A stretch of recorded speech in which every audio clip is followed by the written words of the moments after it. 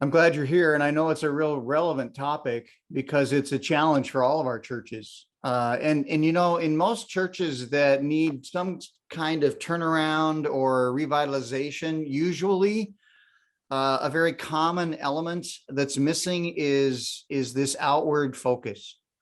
It's evaporated a long time ago in many churches that have plateaued and are declining. And yet some of those churches will be the most fervent in terms of their belief about the mission.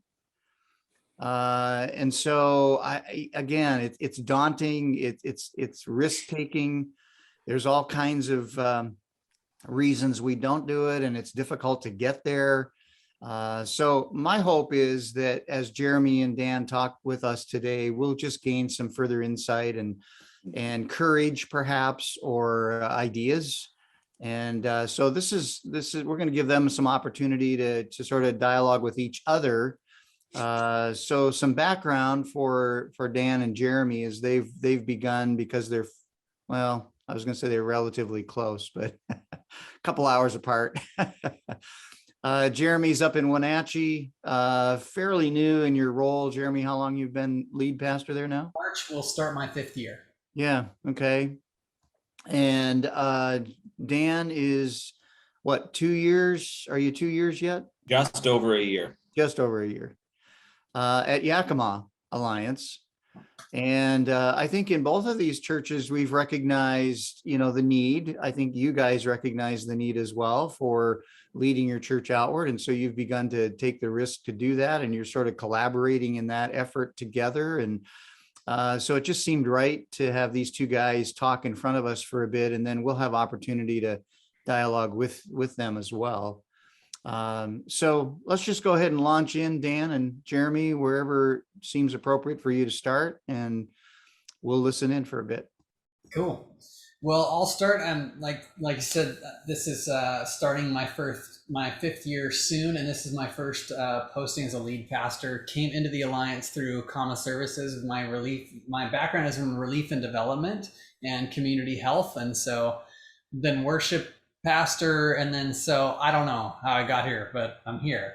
And so I just kind of at some point still think missionally, and kind of got bored of where my church was at, and got bored of preaching to people who are already saved, who can tell me what the best podcasts are and what the latest books are and all that stuff. And I just kind of thought, why am I doing this? Where is this going? Didn't see a lot of growth from people. Most of the growth that we see still today is people transplanting from other churches, but mostly these are people who are already Christians.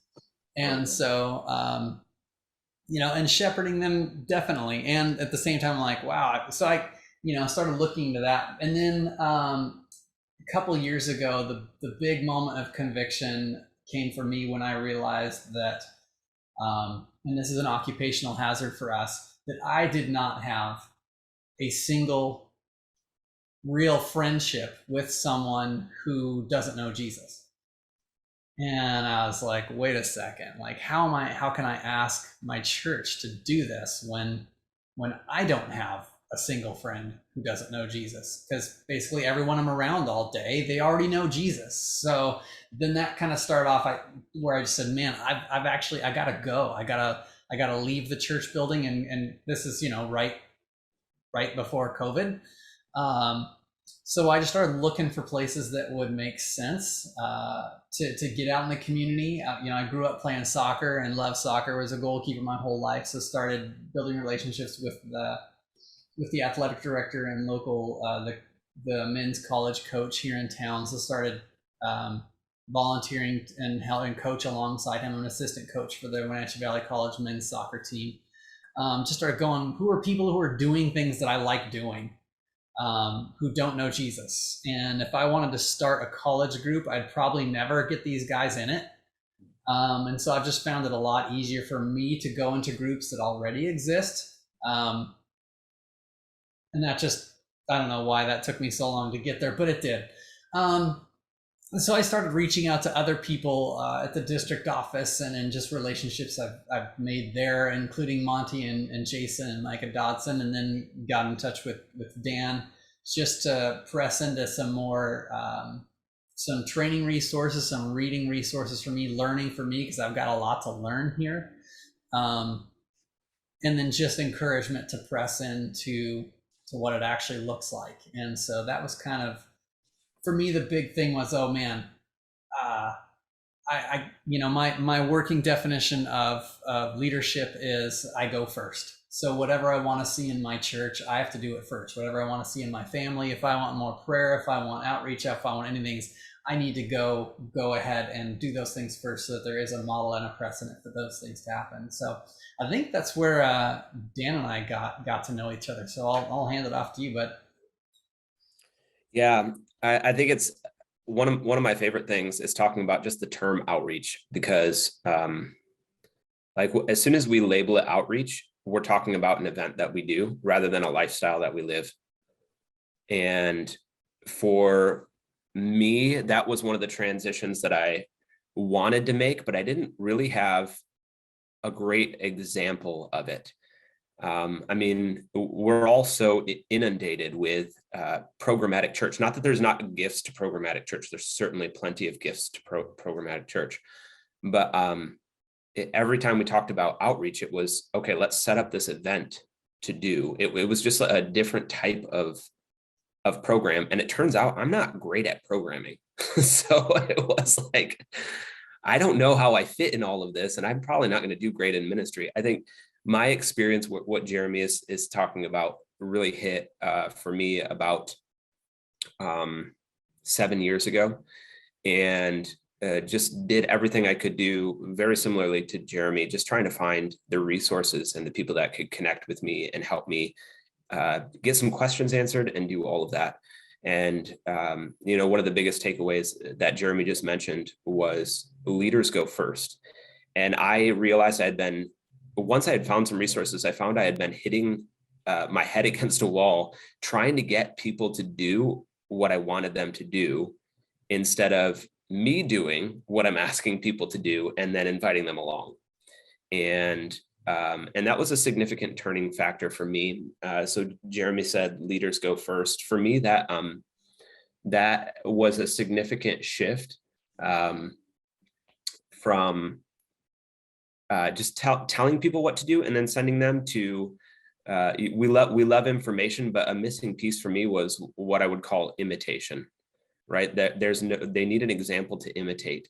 It doesn't have to be the best example. And honestly, when we get into this stuff, it's so simplistic that it's like, did I really need that imitated? Did I really need an example for that? That sounds so simple. And it's like, yeah, that's the point, is to show you how simple this is. And so having people in my life who were able to do that was very significant. For me, that required a few mindset shifts.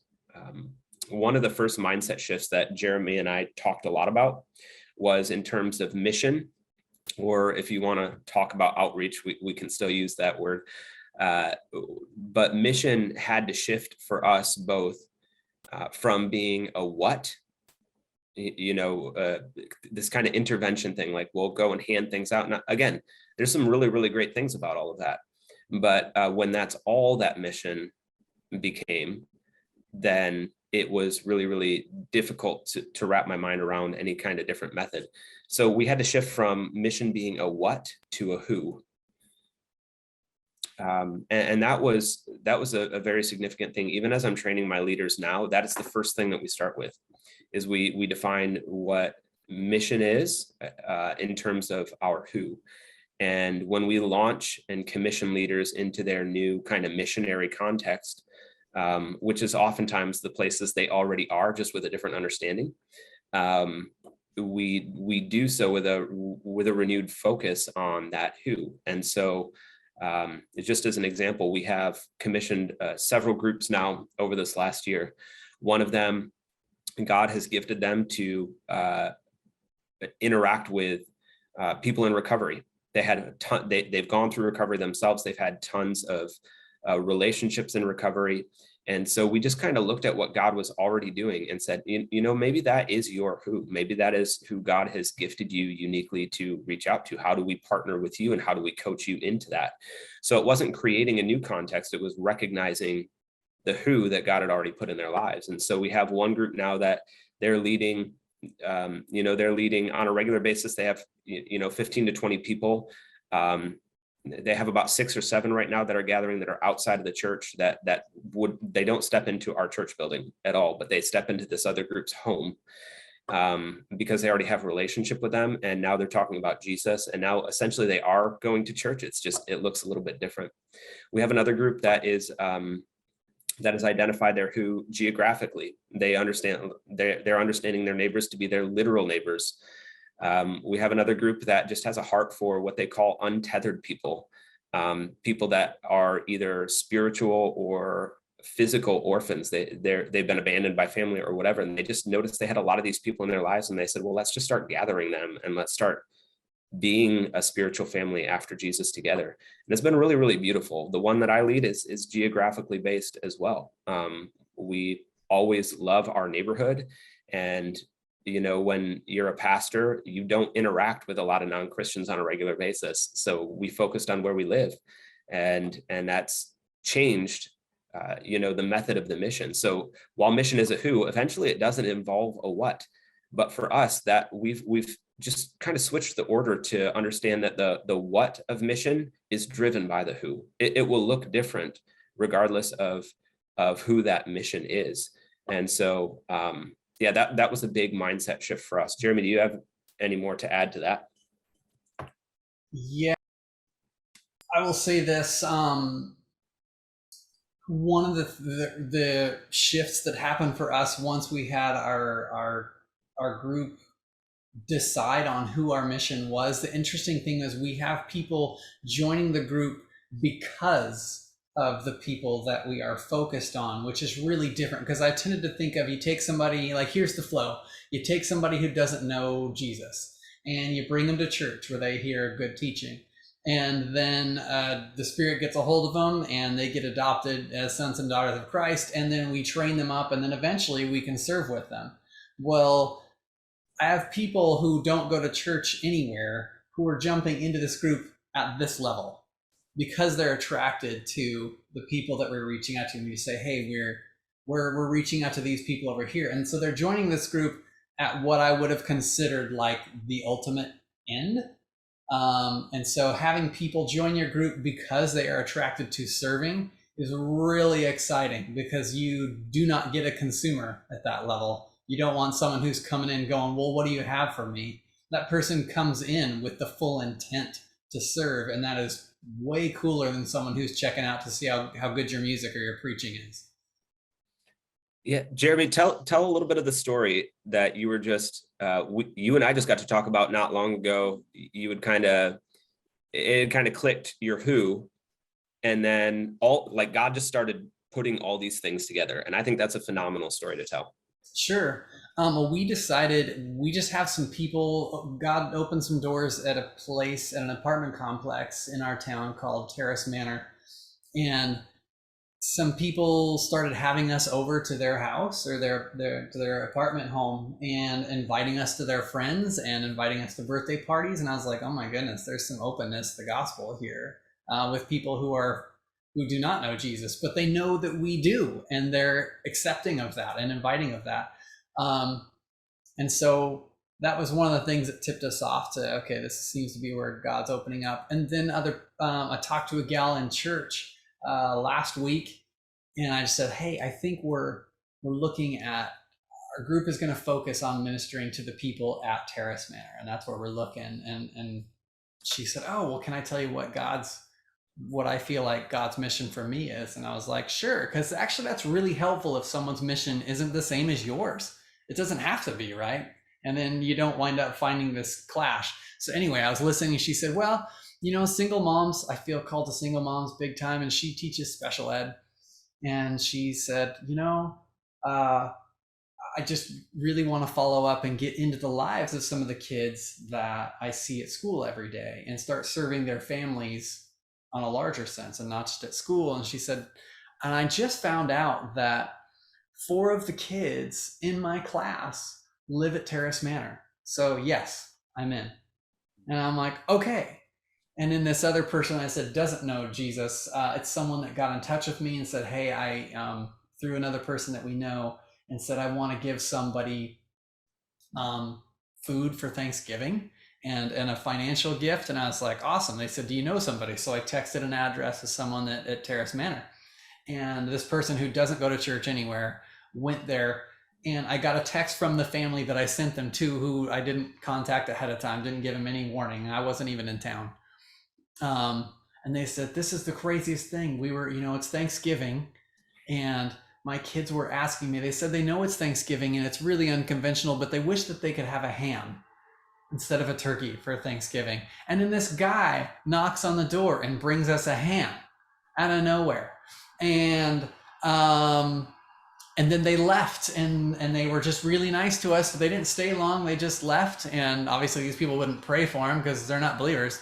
And then they opened an envelope and found there was a gift of $500. And so they started screaming and crying, Meanwhile, the people who had given them the gift could hear them from the parking lot down below as they were leaving.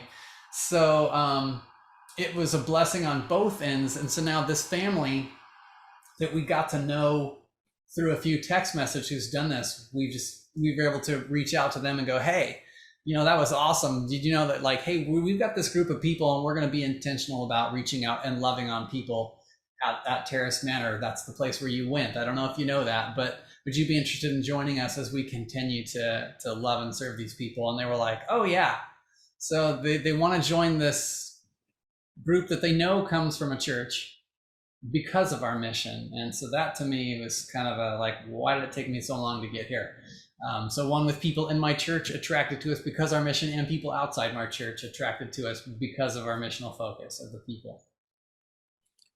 Yeah, it's for us, honestly, that is the mindset shift of understanding that we don't have to be a group that has determined this kind of set outward activity that we're going to do, but we are a group that's gathered because of a common mission. And that is that's what Alan Hirsch refers to as Communitas.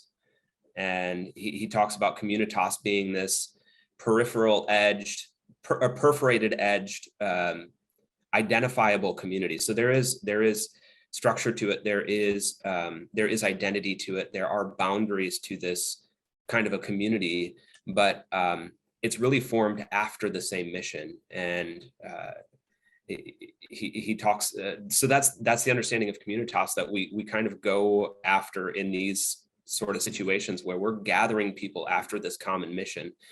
And it occurred to me that we try to do that in one sense with the whole church, and that is true, but there's only so much you can do as your church grows, that you can only do so much together. And then at some point it becomes everybody giving money while the staff does that missional activity, right? And there's some beautiful things that can come out of that. But I would rather be able to celebrate what God is doing through the people in our church.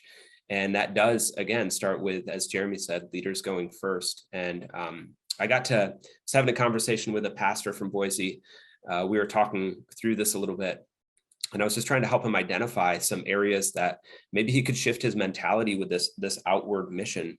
And, I was just trying to get him to really simplify it, because he was trying to put together all these things that he could potentially do to identify people that he could connect with. And I said, well, that is one way to do it. Yes, you can go about and you can try to get new connections, but what about the people that you're already connected to? Is there relationships that God has already put in your life that are not Christians? And he said, well, I've noticed that my neighbor has been trying to talk to me a lot. She's a wonderful lady. Her and her partner, have been very nice, but I try to just avoid it. He said, you know what? I think I'm going to not try to avoid that. I think I'm just going to, next time they try to talk to me, I'm going to engage them, and maybe I'll invite them over for coffee. They really enjoy coffee. Maybe we'll just sit in my front yard and have coffee instead of me avoiding them. And I was like jumping up and down celebrating, because even though it seems so simple, like that's a massive win, that now he's going to start telling stories about the people he's discipling. He's going to tell those stories to the people he's discipling and then invite them in. And that's one thing I've done. I've invited one of my neighbors over. It took a little while to break through. He's a little bit quiet, but eventually he started coming over regularly on the weekends just for a beer in my front yard. And we sat a little bit socially distanced, and I'd provide the beer. And then next thing I know, he is just like pouring out his whole life to me. And I didn't even ask it. And then it's my job as the missionary, as the representative of Christ, to say, okay, where is Jesus's story in the midst of his story? How can I help connect the dots between what he's telling me and who I am and what I believe about the gospel of Jesus? And no, that doesn't mean that I'm going to go and get conversion out of this. But it does mean that that hopefully at the end of this conversation, somebody is encouraged and blessed because of it. And so that's another shift we've tried to make in the people that we're discipling here, is that mission doesn't necessarily always result in a conversion. For us in our neighborhood, the win is being identified by our neighbors' lives being better because of what we're doing. And so a couple of weeks ago, we did a neighborhood-based Thanksgiving with our community that we're going after this with, this kind of spiritual family on mission together. And one of the neighbors came over, and they're a Catholic couple. And they said, you know, we're moving out of this neighborhood soon, but we feel good now. We feel good because of what you guys are doing. And we see what you're doing, and we totally approve. And they knew what was going on as believers in Jesus, that they saw it. Then another neighbor came, and she said, you know, it doesn't escape me that you guys moved into this neighborhood a year ago, and this has been the best year we've ever had in this neighborhood. Everybody is happier. We've even noticed, my son pointed out, there are more people decorating for Christmas than they did last year. And so we started asking the neighbors, and they said, yeah, that's different. They didn't ever decorate. We just think something shifted. I don't know. And we're having to believe like people are just happier because Jesus is more present in their community and in their neighborhood. And so we're trying to help people identify that God has probably already called them where they are. Now, sometimes he calls people out of that, but God has probably already placed people where he wants them to work and interact with others. And so, John, you had mentioned, you know, what can this look like in COVID? For us, some of the ways that's looked in COVID is this last week, we got together with this group of people, and we just named individuals in our lives who are outside of the family of Jesus, and we just prayed for them, and we make that a regular practice. When I was in youth ministry, honestly, every single time I tried to throw a big event, it kind of crashed and burned, partly because I just suck at that. But also, it just wasn't scratching the itch that our students had. But then one day I just asked them to pray for their friends who were outside of Jesus. And the next Sunday, more people had invited their friends than ever before, because they just started thinking differently. They started participating in this in a different way just by praying for people who were outside of the church. And the other thing that we're encouraging them again to do, that I've already mentioned, is sometimes, John, you had mentioned like there were mixed reviews or mixed reactions coming from people who are knocking on doors and trying to make these new relationships, which is a great, honestly, I love that. That's one thing we do as well. And it's a little different in central Washington than it is on the west side of Washington, right? So I mean, those are different worlds.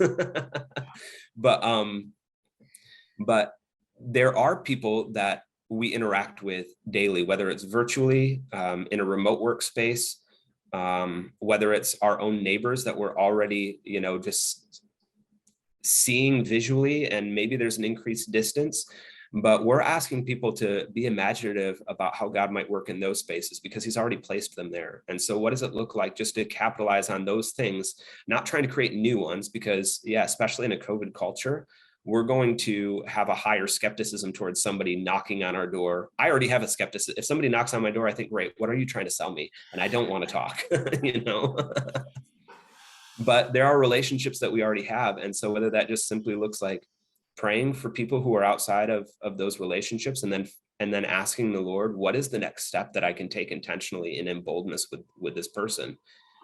That seems overly simplistic, but it's paid off hugely in our dividends, and the growth of our groups. And yeah, so Can I ask you something? It's one of the things when John was talking about that, you know, because I've struggled with the same thing with people don't want to necessarily interact as much at all, like including like my own teenage kids is like, thank God for COVID. Now I can just be a recluse, like direct quote from last week, right? But I guess there's another part of me that just goes, you know what? This is we are fishers of men at this point. And you might go to an entire neighborhood and have people go, no, no. Well, I'm really, what I'm bouncing off you is what I'm looking for, the person who is open. And there may be one, there may be two, but I'm going to know that that person, like everyone else is like, we're not into this. And then, but someone's going to be into it. Someone's going to be like, you know what? I've been shut up and I'm like dying in here on my own, and wait, there's a group of people that meet together and talk and whatever. And they may just be sick of being alone. And that may be what God uses to show them something else. It's by your being there. So I don't know. What do you think of that, Dan? Yeah, there's a great missionary principle called persons of peace, finding your persons of peace, right? Jesus sends out the 12 and then the 72, and he says, if they accept you, stay with that person. And if they don't, shake off the dust and go on. And obviously that passage has a lot more in it, but that's, Jeremy, I think what you're talking about is, where is that person of peace? And then just stay with that person. It's not about getting everybody. It's about finding the one or two people that God is working in, and then stay with them. And then when God brings the other one or two people, stay with them. And I think one of the shifts that we have to make in our mindset is we are a little bit crowd obsessed, and crowd is important and it's helpful. There's a place for it, but it's not everything. If you're familiar with the theory of proxemics, there's the public space, the social space, the personal space, the private space, and then the intimate space. And so there's spaces and good things about all of those different sizes, but we love the crowd space. And even in our mission, we think, how can I do the most good at one time? And it's like, maybe that's actually inhibiting to discipleship in people's mission. And the other thing that stood out to me, Jeremy, is you were saying there's times like this where people are thankful for the chance to be recluses. And you know what hit me is, I think there's deeper discipleship issues at hand too. Not that there's a discipleship issue with your son. I'm not saying that. But in our people in general, if we are so tired and worn out from our pace of life, those are discipleship issues. If we are so tired that we can't make space for that person of peace when they come along, that's a rhythms issue that is part of the holistic discipleship of our people. And so, yeah, you can't really separate mission from the rest of your discipleship. Either way, I mean, if you have the rest of discipleship program, but it doesn't include mission, you're probably not actually making a disciple of Jesus, not somebody that's learned how to live like Jesus. And the other way is true. If we're only focusing on mission, then we're missing all the rest of their discipleship as well. And all we have is a social justice club.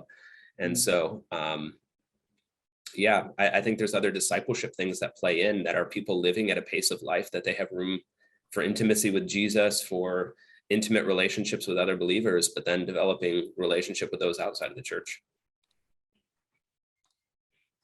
Cool. Thanks, bud. Let's see, Jared. I just want to jump in and welcome Jared. Glad you're here. Just to help you understand what we're doing. Dan and Jeremy are just leading us in this conversation between the two of them, sort of in their experience of leading their churches outward. And so I don't know if you guys have some more you want to share before we do some question and answers, but go ahead, continue. So one of the ways that we've changed in our church that was a little less radical, but not, is I've just been praying for, okay, God, in Wenatchee, we've got 35% Hispanics in this town, and I'm not, and don't speak very good Spanish. And so I'm just like, God, how do I see this? How do I address it? And so started praying for a partner. And then eventually, through a neighbor, I found out a guy had a home church. A church had collapsed due to the moral failure of their leadership. And so they had decided to keep gathering to worship together. And so they had outgrown his basement with like 30 people. And so brought him in, and so we partnered with them, and now they're a church plant, Alliance church plant, that is existing and thriving in our own building. So that's just been a way that instead of trying to start something new, just seeing again, what are you doing out there, and how can we encourage that and come alongside that. We also partnered with a gal who wanted to, where she was already opening houses. People would donate houses to her, and she would open them up and for people who are just getting out of prison or just getting out of rehab or struggling to keep their kids. And so she opened up this house as a way to very closely and intensely disciple women and their families in this house. And she wanted to start an organization to do that. And so our church came alongside her for a year, where we committed financially to, hey, we're gonna open this up to our church family. We're gonna guarantee you a minimum salary of, I think it was like, well, for her it was like $1,500 or $2,000, I think $2,000 a month. And we're gonna ask people and make a portal for people to give to your organization. Specifically, gave her time, had her visit our board, kind of see how our board works. And help her set up her own nonprofit organization, so that when she came out from under our church's 501c3 after a year, she had her own setup. She already had a support base. And because she was reporting to our board and to our church family, we knew what was going on in that ministry. And so that brought in people who don't know Jesus, who may not have come to our church at all. But because we were partnering with someone who was starting that ministry, that helped. We're currently looking at doing that again next year with an organization called Safe Families for Washington. And so that's just another one, exact same situation, where we're looking at being kind of the organizational nonprofit umbrella for them to help develop and be an incubator for them for a year, and expand the ministry by partnering with someone else's ministry and helping them launch. So that's another way that we've done this. I think that's a great example too, of just in all the things we're talking about, and that's at a much larger scale, of being a launch pad for other people's giftings and callings. And I think that's beautiful. I think the last thing that we would want to say just really quickly is the most beneficial thing. Jeremy and I were talking about going into this. The most beneficial thing for both of us in all of this was finding some training materials, having an established language, but more than anything, getting coaching has been huge for us. And so we have some resources we're going to drop. I see Jeremy copy pasting it right now, so in our document. But I personally have gotten, over the last 7 years, I've been involved with the 3DM organization. There's one very similar that Jared, I don't know where you're at, but definitely on John's side, Saturate the Sound is another localized, incredible resource, honestly, that came out of Soma Communities. We've included the We Are Soma. Jeremy, do you want to say, talk a little bit about your missional community starter kit that you found? Yeah, so there's a link in the chat right now to something called the MC Starter Kit. MC stands for Missional Community. It's a resource that, training resource that my wife and I went through together, and just learned a lot from. It's kind of what we're basing our team off of. So I've got 4 leadership families right now, core families, who are heading it up. 2 of them are board members. One's an elder, one's a board member. And so the nice thing about that training resource is that with it, it's not very expensive. It's very well done, but not expensive. And so we actually have 12 licenses that go with that. So with the families that we're raising up at the same time as we're progressing in this group, we're able to give them licenses so they can go through the same training themselves with their own login and all that stuff, and we don't have to pay anything extra for them to get that training. So that's been a really, really cool way for us to be able to get trained ourselves, and also to pass on the exact same training to the people that we're partnering with in our missional community. Yeah. The last link that we added is, I just added quickly because I forgot that it's actually a podcast that I listen to, but they have a couple other resources on that website as well. But I think the podcast is gold because it's free and it's high quality. It's called Everyday Disciples. And so wherever you're listening to your podcast, that's a great one to subscribe to. It's from a guy named Caesar Kalinowski, and he's actually from the Tacoma area himself. And so that's just a great listen, just to kind of, I think, help us think differently about discipleship and mission and all of those kind of things, and not overly differently. Honestly, I think it's very much a Jesus shaped kind of a way of approaching it, but it's just incredibly helpful and practical. So that's a great resource as well. This is that guy. That's it. Caesar. Okay. Or Caesar, depending on where he's from. Around here, I normally say Caesar. Probably in Yakima, you do. Cool. Yeah. So Dennis, we can move on to questions unless Jeremy has anything else he wants to add. I'm good. Yeah, but Dan and Jeremy, thanks for excellent job leading us into this conversation. And I assume you guys are available for phone calls or emails or whatever from this group and others. So Yeah. Yeah. Jeremy, you want to drop your contact in there and I'll drop mine. That's what I'm doing. yeah, and hey, here's another housekeeping sort of thing. Would you guys named not just you and Jeremy, Dan, but the rest of us who added some resources, would you actually send those in an email to Amber so she can send them out in the follow-up email so we can actually get them? Because I know once we go off of this, we may not have copied and pasted what was on the chat.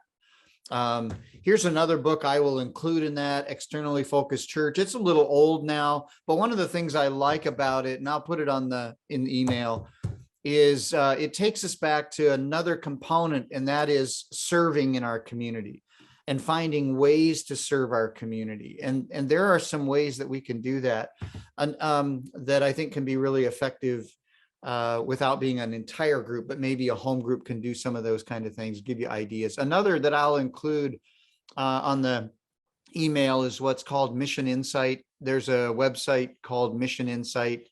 And the really cool thing here is the Alliance National Office has paid for the subscription so that it won't cost your church a dime. And if you want to go to, and I'll include this as well on the email, I'll include the website, Mission Insight. You can go and explore there, see if it's something that you could gain some help from, and then get a hold of me and I can help you generate a report for free for your zip code. And what it can be is, what are the opportunities in our community that are available to us or in need of help, where we as small groups in our church or as a whole group, as a church, we can help address.